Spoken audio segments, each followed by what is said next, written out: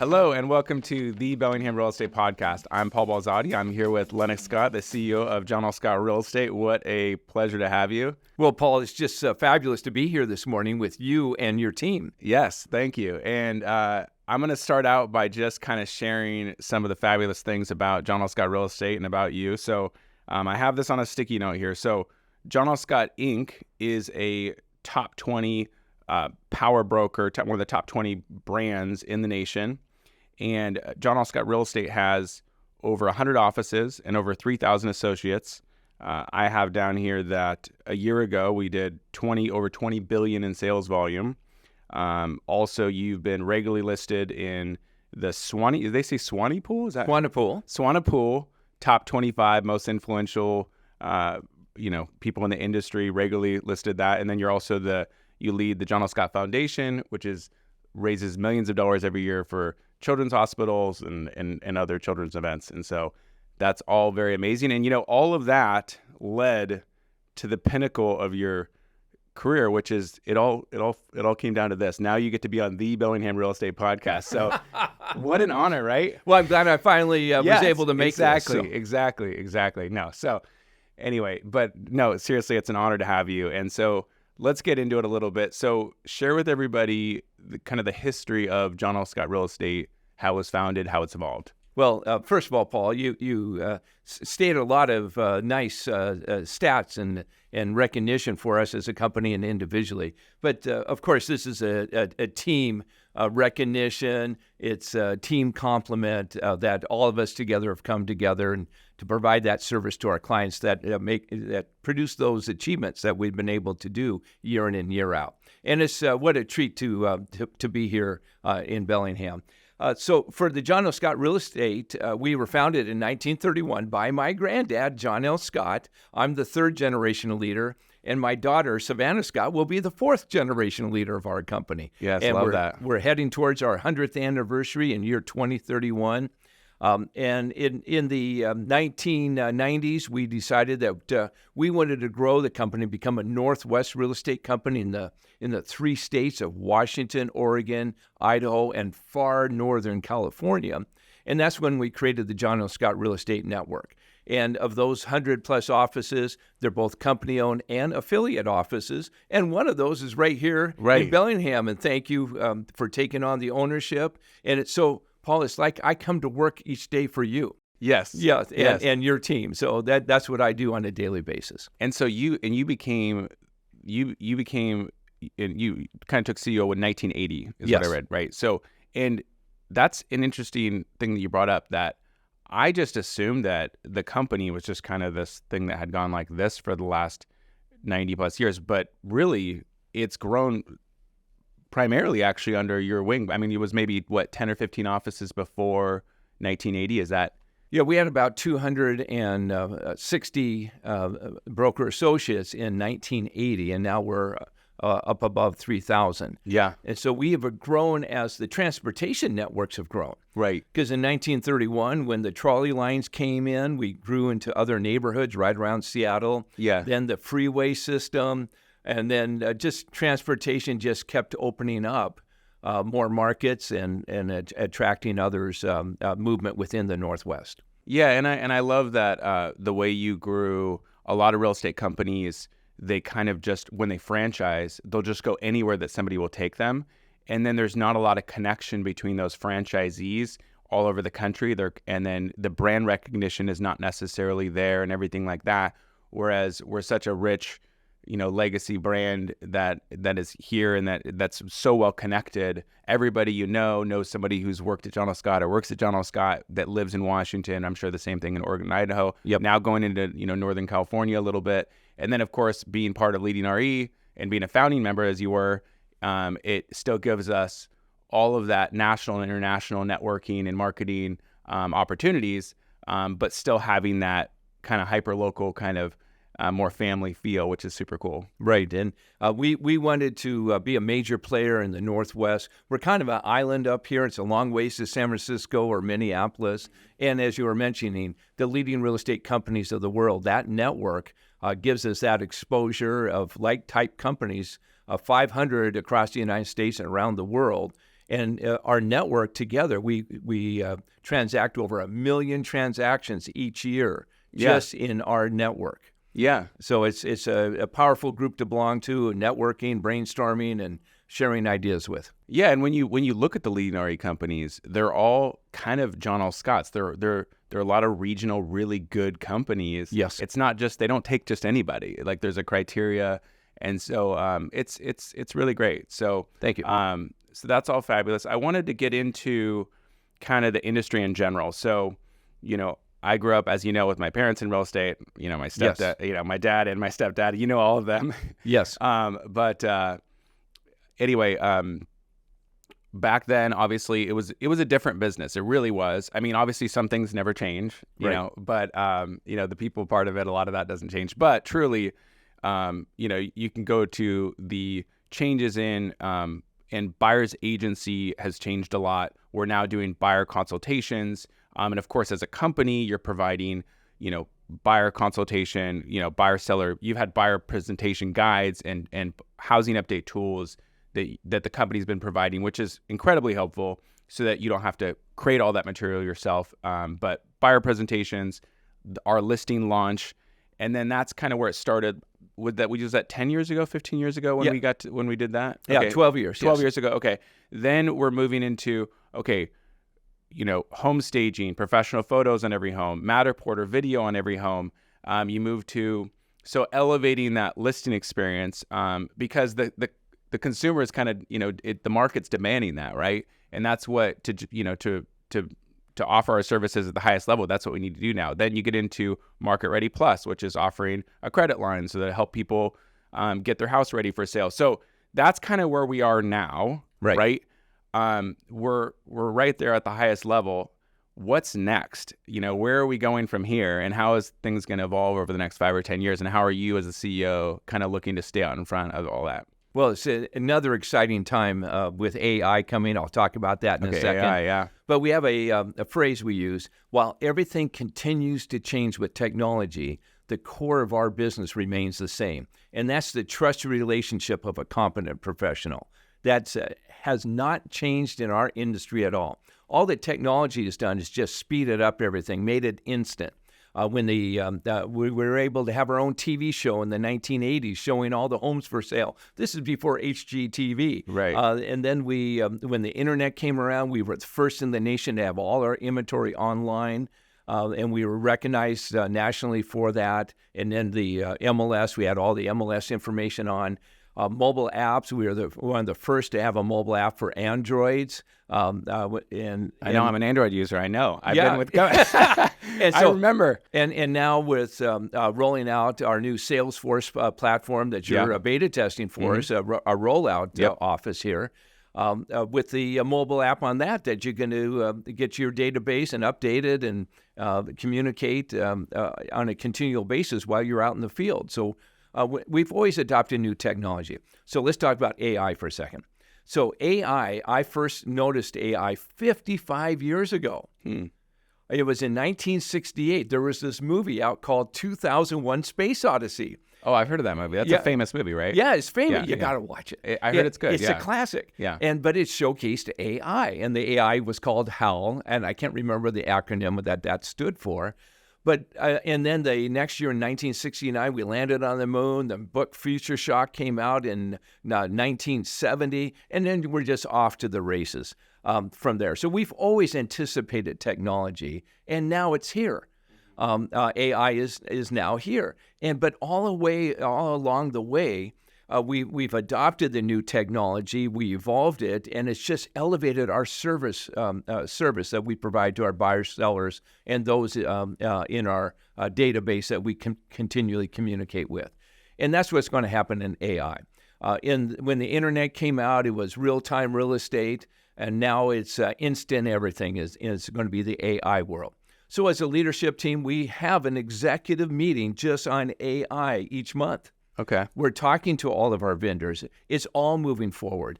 We had a guest speaker in from Microsoft, and she was telling us in May that AI is going to be 6 times greater by the end of this year. just because the exponential growth of it. And I've read articles where programmers can now, they can code 8 times more code because of AI. So you can just see it's really coming forward.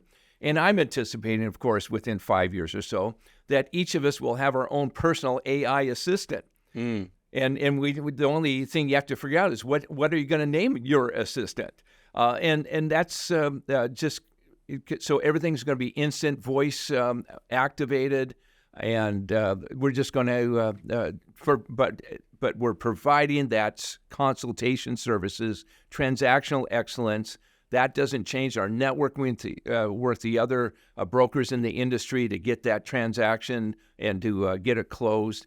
And like for buyers, this has really helped clarify what our value proposition is with buyers is. I partner with you as your personal representative to help you buy right at the right price. For sellers, I partner with you as your personal representative to showcase your home in the best light to get the best price. And there's consultation involved, getting to know you, your preferences and everything. And sometimes some counseling gets involved. Totally. But able to help people move forward in the next phase of their lives. And that's what we do on a day in, day out basis. Yeah, and that's there's a couple things that you touched on that are so cool and important. Number one, I want to mention that when I started with John L. Scott in 2003, we had johnlscott.com had just the technology part of it. Yep. We had a map search, like a really intuitive, good map search, and we were pretty much the only real estate company up here that had, I don't know if Realtor.com or some other site had it, but as a company, it was like the only company that had it. We had an app before anybody else. It's one of those things about John L. Scott that's sneaky, that is not widely kind of industry known, is we have been really out in front with technology the whole time, and compared to a lot of companies, and you watch companies kind of jump around to different kind of things and different vendors and different things, and you've been really good at staying on top of things. And what I like about the messaging and the values is that it's not what's the new thing that's going to capture leads necessarily, or this or that. It's technology that is at the core of how we can still have those relationships and focus on those relationships and serve those relationships, as opposed to technology just to kind of lead generate, if that makes sense. There is a difference in real estate firms and teams focusing on the kind of capture leads and things like that, versus focusing on all of our tools are really focused on, the sphere of influence type of, it's kind of a difference. Does you know what I'm saying? Yes.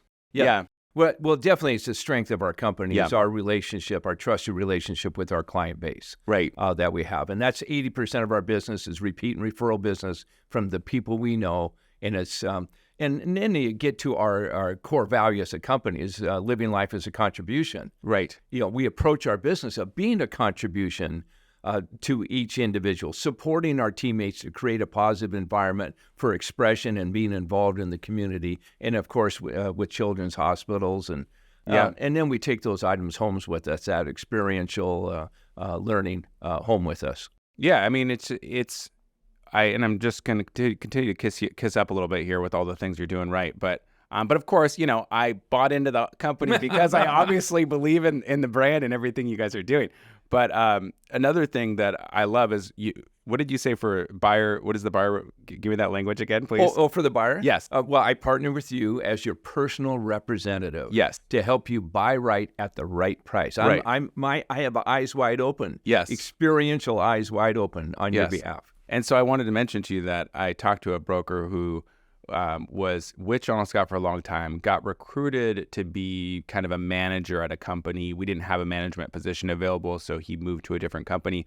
And I was talking to him the other day, and he said, one of the things I really miss about being at John L. Scott is the language and the messaging, and there's a lot of focus on that too, on helping curate kind of how to talk about things, how to think about things, how to because that communication is a big part of our job too. Like the skill you need to have to say the right things, to think the right way when you meet with people. It's not the same. You're not meeting with somebody and just house hunting for them and helping them. They're doing their own thing. They already are on Redfin or Zillow or johnlscott.com doing their home search. So it's like, how do we present the highest value and understand how to talk about what we're doing with them and with ourselves? Yes. And there's definitely always been a focus also on language. Yes. And even talking about housing, which I want to get to next, housing updates, frenzy market versus this market. Those are very you find yourself starting to use language. It's definitely something that I really appreciate about the company. The core value of focusing on the relationship and living life as a contribution and having the technology be up to date to surround that core value. But then also the messaging and the is all really good stuff too. Well, we have a separate from our AI executive meetings and relationship executive meetings, we meet just on strategy about where the industry is going. We meet on that on a monthly basis. Yeah. So we're already anticipating the changes and how are we going to elevate our, as you're saying, our language, but our consciousness, our awareness, and then our service levels. Sure. So that's where that languaging comes from. Yeah. It's not, it just doesn't happen. It's conscious. Totally. Repeatable. And that's where the frequency of focus of being fully engaged in the industry comes from. You not only evolve with technology, but you evolve with clarity about our purpose and our value add to that individual client. Well, and it creates a culture because, it's a family-owned company. And when you're focusing on your relationships and the value you're providing and your contribution, you also attract the right kind of people that also see the industry that way and want to be part of something like that, as opposed to somebody who just says, oh, there's a lot of money in real estate, or there's this, they're coming out of something else and they think it's something, so they want to do it. And so, when we as office leaders are also focused on the right language, focused on the right activities for the realtors we're working with, we're attracting the people who see the business the same way, who want to be part of something like that. So it helps drive the culture too, which I appreciate. Thank you. Okay. Next thing is the market update, right? So market update. So you're here to give us also a market update. Obviously, everybody knows sales have slowed down this year. Year over year, rates are up. What are you here to share with us as far as for Whatcom County or the greater Pacific Northwest on a market update and kind of where you see things going? Well, definitely there are fewer transactions in the industry right now, and mainly because of the interest rates going up so suddenly. So you have a differential between homeowners who refinanced at 3% and what the current rate is today, around 7%. And they're just not moving in the normal sequence for repositioning on a local basis as much. But the market is moving for those where a life event takes place, and also for those that have major equity that have been in their home 4 or 5 years or more. So those are the individuals moving in today's market. So while there are fewer transactions taking place, for those homes that are coming on the market, there's good intensity for going under contract. And so we have some good languaging to be able to talk about in a positive manner. That there is positive momentum for those homes that are making on the market and the people that want to move. And that's what we're going to be talking about today. And then we're also going to be talking about is just our engagement with our database and getting ourselves in position for a new engagement with someone. Because the market is very predictable, and we're going to be in this market for a year or two. With slower sales. With fewer homes coming on the market. Which then leads to slower sales. Which leads to slower sales. And that's an important distinction, because obviously it's not slower sales because people don't want to buy. Right. It's slower sales because there's just less inventory. There's just less inventory. Right. And one thing I'll be talking a little bit about is interest rates, because they're coming back down towards 7. They peaked up last week a little bit to 7.25 or so. And the forecast is from the national economists in the real estate space is that we will be back down in the 6s by year end, upper 6s. And then in 2024, we'll be back down to the mid 6s, and then we'll see where we go from there. But we're not going back to 3 or 4 or maybe even 5% interest anytime soon. So that takes a look at in this market area, in the more affordable and mid-price ranges, because up to $500,000 in Whatcom County, it's still a frenzy market because of the lack of inventory coming on and the amount of buyers purchasing. And then from 500 up to 1 million, it's very strong sales activity intensity. And up to 1.5, it's healthy, and above 1.5, it's selective buyer activity. But in those beginning price categories, up to $1 million, we know prices are going to go up in the spring. And so it's kind of a math formula right now. I might be paying a little bit more in interest right now, and if interest rates go down, I can refinance, but we know the prices are going to go up in the spring. And if the prices, say they go up 5%, what's the median home price approximately? It's like $650,000, let's say. So that would be $30,000.